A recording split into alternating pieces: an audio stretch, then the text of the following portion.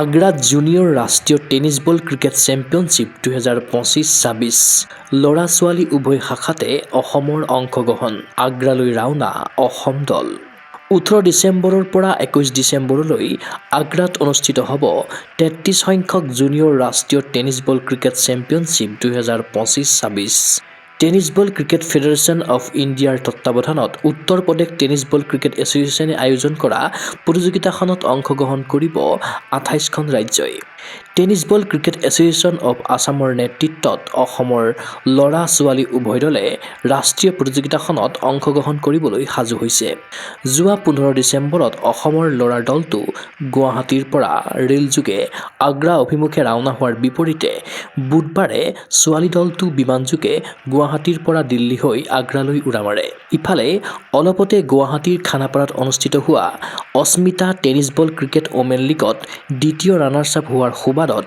গুৱাহাটীৰ আগশাৰীৰ শিক্ষানুষ্ঠান NPS ইণ্টাৰনেশ্যনেল স্কুলৰ ছোৱালী ক্ৰিকেটাৰসকলে অসম দলক প্ৰতিনিধিত্ব কৰাৰ সুযোগ লাভ কৰিছে অসমৰ ছোৱালী দলটোৰ সৈতে বিমানযোগে গুৱাহাটীৰ পৰা আগ্ৰালৈ ৰাওনা হৈছে tennis ball cricket association of আছামৰ সম্পাদক পাপু খান আৰু কোষাধ্যক্ষ শিৱাশিষ ৰাজকুমাৰ গগো স্পৰ্টছ এনিক জৰিয়তে সকলো অসমবাসীক জনাব বিচাৰিছোঁ যে 33rd junior tennis ball cricket championship আগ্ৰাত হ'ব গৈ আছে তাৰে আমাৰ বয়জ আৰু গাৰ্লছৰ দুইটা টিমে গৈ আছে আজি MPS স্কুলৰ গাৰ্লছৰ টিমটো আমাৰ যোৱা 12 তাৰিখে অস্মিতা খেলো ইণ্ডিয়াত তেওঁলোকে ছেকেণ্ড ৰানাৰ্ছ আপ হোৱাৰ বাবে এই চেম্পিয়নশ্বিপত অংশগ্ৰহণ কৰিবলৈ সুযোগ পাইছে আৰু আমি খুব সুখী যে এখন স্কুলে অসমক ৰিপ্ৰেজেণ্টেটিভ কৰিবলৈ গৈ আছে MPSে তো খুব ভাল টিম আমাৰ গাৰ্লছৰ টিমটো আৰু এই খেল আপোনাৰ অহাকালি 18 তাৰিখৰ পৰা ষ্টাৰ্ট হ'ব আৰু 21 তাৰিখলৈকে থাকিব আগ্ৰাত হ'ব গৈ আছে তাতে আপোনাৰ এতিয়ালৈকে আমি ইনফৰমেশ্যন পোৱা হিচাপত 28টা ষ্টেট আহি আছে এটা খুব সুন্দৰ প্ৰদৰ্শন হ'ব বুলি ভাবি আছোঁ ছোৱালীৰ আমাৰ 10জনী ছোৱালী আছে আৰু আমাৰ গাৰ্লছৰ কোচ এজনী আছে স্কুলৰ পৰাই গৈ আছে আৰু বয়জৰ টিমো গৈছে বয়জৰ টিমতো 10জন ল'ৰা আৰু এজন বয়জ কোচ গৈছে হয় মই গৈ আছোঁ আৰু আমাৰ কোষাধ্যক্ষ শিৱাশিষ ৰাজকুমাৰ ছাৰো গৈ আছে আমি খুব আশাবাদী যে আমাৰ এই গাৰ্লছৰ টিমটো আৰু বয়জৰ টিমটোৱে খুব সুন্দৰ এটা প্ৰদৰ্শন কৰিব গাৰ্লছৰ টিমটোৰ ওপৰত আমাৰ বহুত আশা আছে কাৰণ যিহেতু তেওঁলোকে ৰিচেণ্টলি অস্মিতা খেলো ইণ্ডিয়াত ছেকেণ্ড ৰানাৰ্ছ আপ হৈছিলে আমি আশাবাদী এটা ভাল আমি পৰ্যায়লৈকে গৈ আমি মেডেল বা ট্ৰফি লৈ আহিব পাৰিম আজি অসমৰ পৰা NPS স্কুল তাৰে ছোৱালীবিলাক গৈ আছে টেনিছ বল ক্ৰিকেট খেলিবলৈ আগ্ৰাত আমাৰ ফ্লাইট আছে আপোনাৰ 11টা বজাত আমি গৈ পাম তাতে ৰাতি 9:30 10টা মানত গৈ পাম আৰু খেলটো আমাৰ কালিৰ পৰা আপোনাৰ চেনেলৰ মাধ্যমে মই আজি চবক অসম ৰাজ্যক জনাব বিচাৰিছোঁ যে এটা প্ৰথম ভাল খবৰ সুখবৰ যে প্ৰথমবাৰৰ কাৰণে এটা স্কুল পাৰ্টিচিপেট কৰিব পাৰিছে first time in north east that a school is participating from the north east তাতে Assam is being the first one First school from Assam, rather from the northeast, is going for sports, and this is the first time that the school atmosphere, the school environment, or the school ecosystem will be aware that school students can have a platform to participate in the national events. They have there are different platforms where the school students can be exposed, and they can develop a different career in sports if they are interested. So this is the first time we from Northeast Sports Band organizing this event so that the girls from NPS school can go and represent the state of Assam. In the coming future, we are expecting that not only Assam, not only NPS school, other schools from Assam or from the Northeast can participate in such games.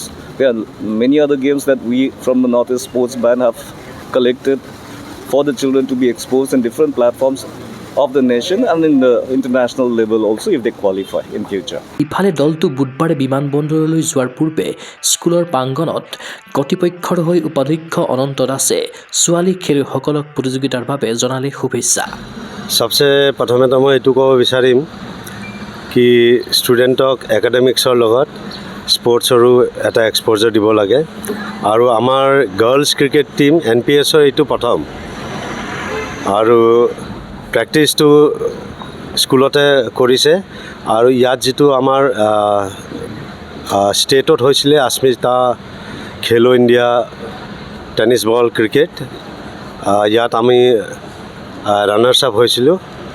তো সেইকাৰণে এটা opportunity পালোঁ।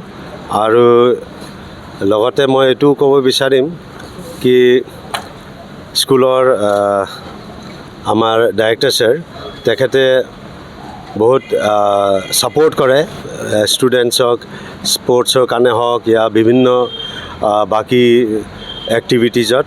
তো তেখেতকো বহুত বহুত ধন্যবাদ দিব বিচাৰোঁ।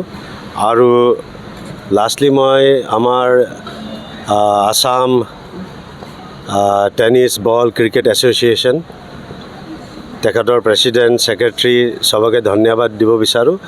তেওঁলোকে এক ষ্টেপ আগলৈ অহাৰ কাৰণেহে আমি এইটো সুযোগ পালোঁ কি আমিও গম পালোঁ কি আমাৰ ষ্টুডেণ্টছৰ এইটো টেলেণ্ট আছে, সেইটোও পাৰ্টিচিপেট কৰিব পাৰে আৰু আগবাঢ়ি যাব পাৰে খেলৰ মাধ্যম দি। অসমৰ ছোৱালী দলটোক নেতৃত্ব দিব NPS ইণ্টাৰনেশ্যনেল স্কুলৰ ছাত্ৰী কস্তুৰী চুতীয়াই। আনহাতে অসমৰ ছোৱালী দলৰ মেনেজাৰ আৰু প্ৰশিক্ষকৰ ভূমিকা পালন কৰিব পল্লৱী ৰাভাই। Good morning everyone. I am Kasturi Sutia of grade 11 Commerce. First of all, I want to thank my school, NPS International School, for giving us the opportunity to participate in Asmita Khelo India. I would like to thank all the teachers who had guided us, and mainly I want to thank the Cricket Association, the Assam Cricket Association, for giving us these privileges. Expectation will give our hope, will give our 100%. Practice we have been doing since last month, so we hope for the best. My name is Pallavi Rabha. I am the coach and the manager of the girls team of NPS International School. I would like to thank most of all our school and our director sir who have given us this opportunity, and also I would like to thank the Tennis Ball Cricket Associations for giving us this beautiful opportunity for our girls who are going to participate for the sports cricket in Agra, and I hope they will do their best. They have practiced from the last 1 month and they are doing their best, and we give our hope that they will do the best. NPS international স্কুলৰ ছোৱালী দলটোক প্ৰশিক্ষণ প্ৰদান কৰি সাজু কৰিছে স্কুলখনৰ প্ৰশিক্ষক TD সিঙে। ৰাষ্ট্ৰীয় প্ৰতিযোগিতাখনত সুন্দৰ প্ৰদৰ্শনেৰে ছাত্ৰীসকল উজ্বলি উঠিব বুলি আশাবাদী স্কুলৰ প্ৰশিক্ষকগৰাকী। एक्चुअली ये बच्चे लोग फर्स्ट टाइम है, एक ही बच्चे है जो क्रिकेट थोड़ा खेला है, बाकी सब तो बिल्कुल क्रिकेट नहीं खेला है। हम लोगों ने सो थोड़ा सा प्रमोट करने के लिए बच्चे लोग को सेलेक्ट किया है। लास्ट 1 मंथ से बच्चे लोग हम लोग सिखा रहे हैं क्रिकेट। अभी एलिस थोड़ा सा समझ में आ गया है वो लोग, वो आगे जाके वो लोग थोड़ा अच्छा करेगा आगरा जाके। एक्सपेक्टेशन तो ठीक है, वो लोग 100% एफर्ट करे गेम में, और जितना हम लोगों ने जो सिखाया है वो यूटिलाइज करे गेम में। आसाम टेनिस एसोसिएशन के बारे में सबसे पहले मैं इसको धन्यवाद बोलना चाहता हूँ। हम लोग स्कूल को मौका मिला है खेलने के लिए। উল্লেখ্য যে প্ৰতিযোগিতাখনত ল'ৰা ছোৱালী উভয় শাখাতে চেম্পিয়ন দলে ট্ৰফিসহ 51,000 আৰু ৰানাৰ্ছ আপ দলে লাভ কৰিব ট্ৰফিসহ 25,000 টকাৰ ধনৰাশি। ক্ৰীড়া অনুৰাগী ৰাখা আগন্তুক ৰাষ্ট্ৰীয় জুনিয়ৰ টেনিছ বল ক্ৰিকেট প্ৰতিযোগিতাত অসমৰ ল'ৰা ছোৱালী উভয় দল হৈ উঠক অপ্ৰতিৰোধ্য। পদক জয়েৰে অসমৰ টেনিছ বল ক্ৰিকেট দলে ৰাজ্যক কৰক গৌৰৱৰ ভাগিদাৰ। চিন্ময় বৰাৰ প্ৰতিবেদন গুগল স্পৰ্টছ NA। আপোনাৰ এই চেনেলৰ যোগেদি মই অসমবাসীক জনাব বিচাৰিছোঁ যে টেনিছ বল ক্ৰিকেটৰ যিটো ফেডাৰেশ্যন নেশ্যনেল আগ্ৰাত অনুষ্ঠিত হৈ আছে আপোনাৰ 18 পৰা 22, তাতে আমাৰ আজি ল'ৰা টীমটোৱে কামাখ্যা ষ্টেচনৰ পৰা যাবলৈ ওলাইছে।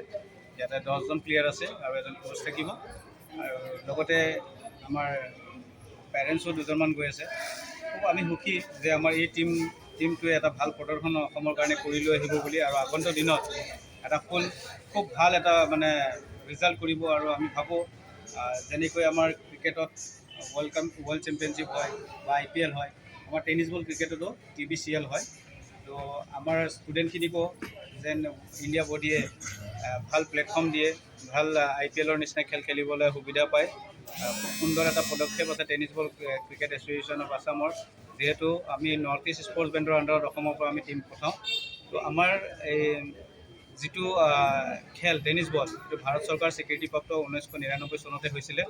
খুব সুন্দৰ পদক্ষেপ আৰু এতিয়ালৈকে আমাৰ 300+ ল'ৰা ছোৱালীয়ে এতিয়ালৈকে মানে ৰেলৱেত চাকৰি পাইছে বুলি আমাক ফেডাৰেশ্যনে জনাইছে। তো আমাৰ কাৰণে খুব এটা ভাল খবৰ আৰু আমাৰ অসমৰ টেলেণ্ট আমি ওলাই লৈ যাবৰ কাৰণে আমি আশাবাদী আৰু আমি আশা কৰোঁ যে এই টীমটোৱে এটা সুন্দৰ প্ৰদৰ্শন আগ্ৰাত দেখাই আহিব। ফিজিকেল এডুকেশ্যন বিষয়ত ডিগ্ৰী পাঠ্যক্ৰমৰ কাৰণে অসম তথা উত্তৰ পূৰ্বাঞ্চলৰ প্ৰথমখন শিক্ষানুষ্ঠান অভিৰুচি ইনষ্টিটিউট অৱ ফিজিকেল এডুকেশ্যন। 2 বছৰীয়া ফিজিকেল এডুকেশ্যনৰ BPEd পাঠ্যক্ৰম আৰু 4 বছৰীয়া BPES পাঠ্যক্ৰমৰ বাবে নামভৰ্তি চলি আছে। বিতংকৈ জানিবৰ বাবে আজি যোগাযোগ কৰক। যোগাযোগৰ নম্বৰসমূহ হৈছে 9435100098, 7002233540, 88765210998, website www.aipguwahati.in